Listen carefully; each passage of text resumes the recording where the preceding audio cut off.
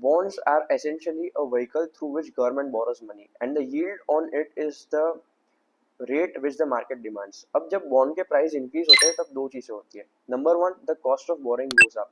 इसका मतलब ये होता है कि पब्लिक सोचती है कि अगर मुझे गवर्नमेंट से रिस्क फ्री 8% मिल रहा है तो मैं बैंक की एफडी में डाल के 6 या 7% क्यों दूं। This forces the banks to increase their rates. अगर बैंक पैसे दे रही है 8% पे तो उनको पैसे जो लेने हैं that it has to take let's say at 10 to 11% because money itself is the raw material for the bank. दूसरा एंगल ये होता है कि बैंक सोचती है कि अगर गवर्नमेंट से ही मुझे रिस्क फ्री 8% मिल रहा है तो मैं किसी को पैसे देके रिस्क लेके 8% क्यों लूँ।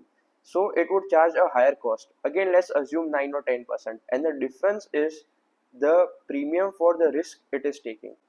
So whenever the bond yield increases, it highly affects your EMI payments, your all kinds of loan payments.